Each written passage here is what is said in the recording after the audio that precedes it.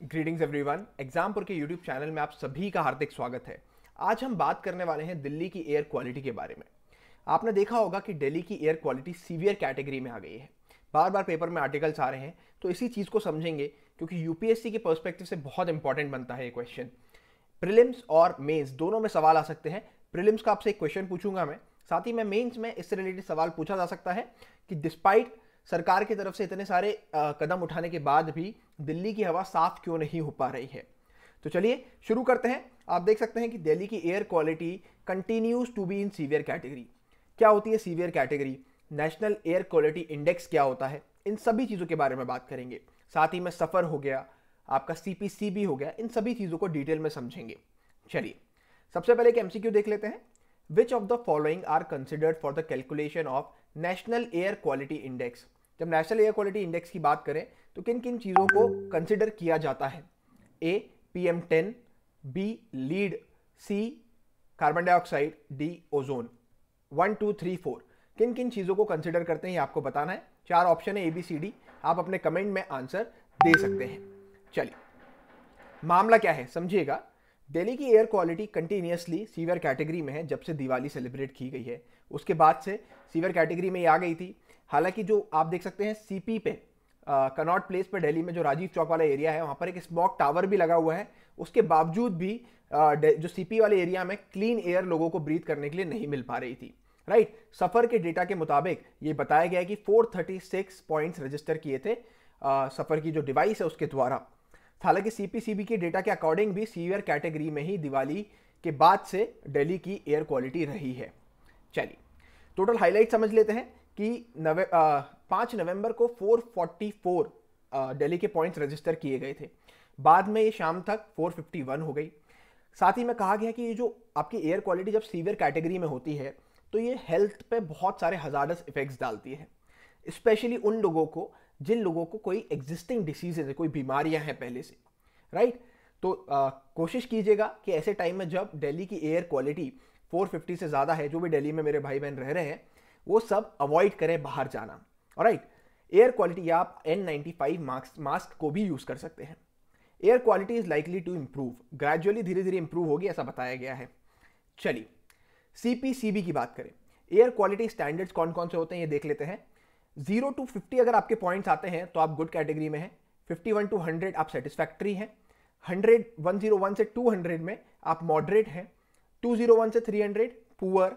301 से 400 very poor. 401 से 500 severe category. और देखिए दिल्ली की जो एयर क्वालिटी है वो इस कैटेगरी में आती है, 444 पॉइंट्स, 444 पॉइंट्स यानी सीवियर कैटेगरी। ऑलराइट, चलिए इसके मेजर कॉजेज समझेंगे। जो एयर क्वालिटी दिल्ली की हमेशा डिटीरियोरेट हो रही है उसकी क्या वजह है। अभी रिसेंट जो इश्यूज है मेजर कॉजेज में आता है बर्स्टिंग ऑफ फायर क्रैकर्स। जो दिल्ली में पटाखे फोड़े गए दमदार तरीके से, एक मेजर वजह वो है। और दूसरा स्टबल बर्निंग। स्टबल यानी जो भी खेती करते हैं पंजाब हरियाणा वाले जो आसपास के रीजन वाले फार्मर्स हैं वो क्या करते हैं, अपने जो जब चावल उगाते हैं तो चावल की हार्वेस्टिंग जब होती है तो उसके जो स्ट्रॉ होते हैं ना उसको जला देते हैं जल्दी, ताकि उनका जो बेड है वो रेडी हो जाए, सॉइल बेड रेडी हो जाए और नई क्रॉप वो उगा सकें, वीट को उगा सकें। तो इस वजह से स्टबल बर्निंग होती है, उसकी वजह से भी जो धुआं होता है वो पॉल्यूशन दिल्ली में एंटर करता है और मेजर कारण बनता है पॉल्यूशन का। तो ये दो मेजर रीजन है, क्योंकि अभी पीक हार्वेस्टिंग सीजन होता है पंजाब हरियाणा वाले रीजन में। राइट, तो उस वजह से भी आपको देखने को मिलेगा कि पॉल्यूशन बढ़ता है। नेशनल एयर क्वालिटी इंडेक्स को समझेंगे। इसे 2014 में लॉन्च किया गया था एक टैगलाइन के साथ, 1 नंबर 1 कलर एंड 1 डिस्क्रिप्शन। ये सीपीसीबी द्वारा किसके साथ, कानपुर के एसोसिएशन के साथ, और साथ में कुछ ग्रुप है, एक्सपर्ट्स का एक ग्रुप है जिसमें मेडिकल प्रोफेशनल्स हैं और आपके एयर क्वालिटी प्रोफेशनल्स ने मिलकर इस इंडेक्स को डेवलप किया है। इसके अंतर्गत 8 पॉल्यूटेंट्स मेजर किए जाते हैं, जिसमें आता है आपका PM10, राइट, PM2.5, SO2 यानी sulphur dioxide, nitrogen dioxide NO2, ozone आता है। ध्यान दीजिएगा कार्बन मोनोऑक्साइड आता है, CO आता है। कार्बन डाइऑक्साइड को हम लोग कंसिडर नहीं करते, यही हमारे एमसीक्यू का आंसर बनता है। लेड आता है, PB, अमोनिया आता है NH3। ये 8 पॉल्यूटेंट्स आपको याद रखना बहुत जरूरी है, सवाल सीधा यहां से बन सकता है। ठीक है, 6 कैटेगरी होती है आपको मैंने बताया, severe, very poor, poor, moderately polluted, satisfactory और गुड। अलग अलग पॉइंट्स के हिसाब से रहता है। दिल्ली की पॉल्यूशन अभी सीवियर कैटेगरी में आपको देखने को मिली है। ये जो बनाया गया था national air quality index, locally लोग जो आसपास के लोग हैं जज कर पाए कि उनके एरिया में क्या एयर क्वालिटी है, उस वजह से इसे डेवलप किया गया था। चलिए, आप बार बार सीपीसीबी का नाम सुन रहे हैं, सीपीसीबी को समझ लेते हैं क्या है। एक स्टैट्यूटरी ऑर्गेनाइजेशन है। देखिए, ऑर्गेनाइजेशन बहुत इंपॉर्टेंट टॉपिक होता है यूपीएससी का। प्रीलिम्स में ऐसी ऑर्गेनाइजेशंस वो उठाता है जो न्यूज़ में बनी है, टॉपिक्स उससे रिलेटेड जो भी ऑर्गेनाइजेशन है उनके बारे में सवाल आपसे पूछ सकता है। It works under the ministry of environment. याद रखिएगा, एनवायरमेंट मिनिस्ट्री के अंतर्गत सीपीसीबी काम करता है, सेंट्रल पॉल्यूशन कंट्रोल बोर्ड। 1974 में water prevention and control of pollution act के अंतर्गत इसे बनाया गया, इस ऑर्गेनाइजेशन को, इसलिए इसे हम स्टैट्यूटरी ऑर्गेनाइजेशन कहते हैं, राइट। साथ ही में इसकी जो फंक्शंस एंड रिस्पॉन्सिबिलिटीज की बात करें, वो किसके अकॉर्डिंग्स में है, air prevention and control of pollution act के आधार पे भी कुछ इसको काम दिए हुए, कुछ इसकी रिस्पॉन्सिबिलिटीज है सीपीसीबी की। अब बात करते हैं सफर की, system of air quality and weather forecasting and research. ये मिनिस्ट्री ऑफ अर्थ साइंसेज के द्वारा इंट्रोड्यूस किया गया एक नेशनल इनिशिएटिव है, जिसका काम है एक मेट्रोपॉलिटन सिटी के अलग अलग एरियाज का एयर क्वालिटी बताने का, वो भी real time, right. IITM Pune द्वारा इसे बनाया गया है और आईएमडी, इंडियन मेट्रोलॉजिकल डिपार्टमेंट, इसे रन कर रहा है। एक जायंट एलईडी डिस्प्ले है जिसके अंदर आपको अलग अलग एरियाज के रियल टाइम 24/7 और 72 आवर्स का एडवांस में फोरकास्ट डिस्प्ले होता है। अलग अलग शहर, अलग अलग सिटीज में ये लगाया जाता है, अलग अलग एरियाज में। आप देख सकते हैं, ये है सफर का इनिशिएटिव, जिसके अंतर्गत दिल्ली के कुछ एरियाज जैसे चांदनी चौक हो गया, लोधी रोड, मथुरा रोड, बुरारी, गुरुग्राम, ये सारे रीजन्स की आपकी एयर क्वालिटी बता रहा है, राइट। चलिए, एयर पॉल्यूशन के कुछ और अन्य कारण देख लेते हैं। चेंज इन विंड डायरेक्शन एक सबसे बड़ा कारण है। आपने देखा होगा विंटर रेनफॉल कहते हैं दिल्ली में, राइट, जो नॉर्थ ईस्टर्ली विंड्स के द्वारा आती है मेडिटेरेनियन सी से होते हुए। तो ये सारी विंड्स आपके अफगानिस्तान वाले रीजन से, पाकिस्तान वाले रीजन से एंटर करती हैं, तो वहां से डस्ट लेकर आती हैं, डस्ट पार्टिकल्स काफी सारे लेकर आती हैं, राइट। नेक्स्ट है reduced wind speed. Wind speed का कम हो जाना। समर्स में क्या होता है, विंड स्पीड ज्यादा होती है, तो जो भी पॉल्यूटेंट्स है वो एक जगह इकट्ठे नहीं हो पाते, उसको वो ट्रैवल करा देती है, अपने साथ ले जाती है, राइट। विंड स्पीड कम हो जाएगी तो पॉल्यूटेंट्स एक जगह पर स्टेबल हो जाएंगे। अगला है स्टबल बर्निंग। स्टबल बर्निंग मैंने आपको बताया सबसे बड़ा इशू है, पंजाब हरियाणा वाले रीजन फार्मर्स अपनी स्टबल को बर्न करते हैं।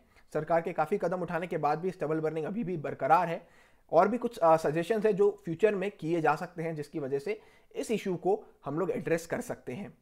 अगला है व्हीकुलर पॉल्यूशन। दिल्ली में इतनी गाड़ियां हैं कि एक वो भी पॉल्यूशन का मेजर कारण बनता है। Dip in temperatures.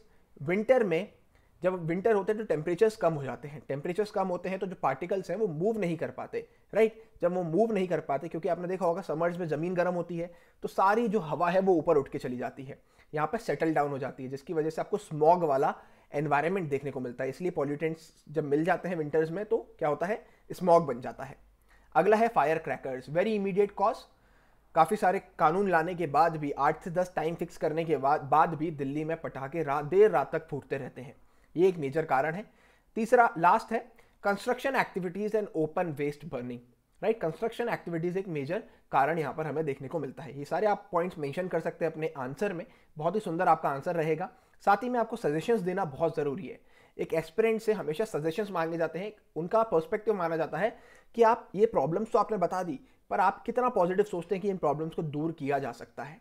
हालांकि नॉर्मली बच्चे से पूछा जाए, बोले प्रॉब्लम तो रहेगी, इतने समय से, सालों से प्रॉब्लम को डील कर रहे हैं, आज तक प्रॉब्लम सॉल्व नहीं हुई। नहीं भाई, एक एस्पिरेंट ऐसे नहीं सोचता, एक एस्पिरेंट होपफुल रहता है और सॉल्यूशन जरूर देकर आएगा। तो यूज ऑफ हैप्पी सीडर्स, सरकार के द्वारा इनिशिएटिव लिया गया है कि हैप्पी सीडर्स मशीन को यूज किया जाए। हैप्पी सीडर्स मशीन एक ट्रैक्टर है जो क्या करता है, पैडी का जो स्ट्रॉ है उसको हटा देता है और व्हीट के सीड्स को सो कर देता है हाथों हाथ, राइट। सब्सिडाइज रेट पे ये मशीन्स मिलती हैं, फार्मर्स इसको ले सकते हैं, जिसके माध्यम से स्टबल बर्निंग का इशू एड्रेस हो सकता है। दूसरा है ICMR tag.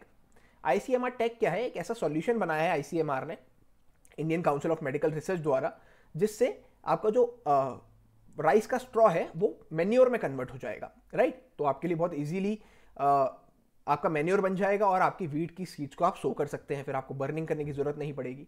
Commercialisation of paddy straw, paddy का स्ट्रॉ का कमर्शियलाइजेशन हो जाए, उसके इतने सारे यूजेस आ जाए कि जो फार्मर्स है उसे वेस्ट ना करें, उसे जलाएं ना, उसको निकालें और उसको मार्केट में बेचें। जैसे व्हीट के हम लोगों ने यूजेस ढूंढ रखे हैं, आप उससे एथेनॉल का प्रोडक्शन कर सकते हैं, राइट। साथ ही में उसे कैटल का फूड बहुत अच्छा बन सकता है। अगला है मोर स्मोक टावर्स। जो सीपी में एक स्मोक टावर्स लगा है, ऐसे बहुत सारे आपको स्मोक टावर्स बनाने पड़ेंगे और लगाने पड़ेंगे, राइट। इंप्लीमेंटेशन ऑफ लेजिस्लेशंस, यही हम बात करें, अगर आप कोई भी कानून लाते हैं तो उसका सख्ती से पालन हो। ये नहीं कि पेपर पे आपने लिख दिया, उसे लेटर एंड स्पिरिट में फॉलो किया जाए, यानी वर्ड टू वर्ड, कि कोई भी उसको वायलेट करेगा तो उसको सजा जरूर दी जाएगी। अगला आप फिनिश कर सकते हैं एक लाइन के साथ, breathing clean air is a fundamental right of every Indian citizen. Her Indian citizen का एक फंडामेंटल राइट है साफ हवा में आपका सांस लेना, राइट। पटाखे जैसे हो सकता है कि किसी ने पटाखे फोड़े, आपके पड़ोसी ने पटाखे फोड़े हो, आपने पटाखे ना फोड़े हो, तो आप तो यही कहेंगे कि मेरा पड़ोसी मेरा अधिकार छीन रहा है खुले आसमान में सांस लेने का, खुली अच्छी हवा लेने का, right. Therefore human health must become a priority when it comes to tackling air pollution. तो हमें इस चीज़ पे बड़ा ध्यान देना चाहिए कि ह्यूमन हेल्थ सबसे ज़्यादा इंपॉर्टेंट होनी चाहिए, राइट। इस चीज़ों को मद्देनजर रखते हुए आप अपने आंसर को समाप्त कर सकते हैं। यहाँ पे बहुत ही सुंदर आपका आंसर रहेगा। चलिए एमसीक्यू देख लेते हैं। यहाँ पर आप सभी को पता है हमारा आंसर यहाँ क्या बनेगा, PM10 को लिया जाता है, लेड को लिया जाता है, ओजोन को लिया जाता है, 1, 2 एंड 4, यानी ऑप्शन नंबर ए हमारे यहाँ पर करेक्ट आंसर रहेगा। कार्बन डाइऑक्साइड की जगह क्या होता है, कार्बन मोनोऑक्साइड। याद रखिएगा, यहीं पर सवाल आपसे पूछे जाते हैं जब कंफ्यूजन के चांसेस सबसे ज्यादा होते हैं। कार्बन डाइऑक्साइड नहीं है, मोनोऑक्साइड है, CO है। चलिए आशा करता हूं आपको ये टॉपिक समझ में आया होगा। See you guys in the next video. जय हिंद, जय भारत।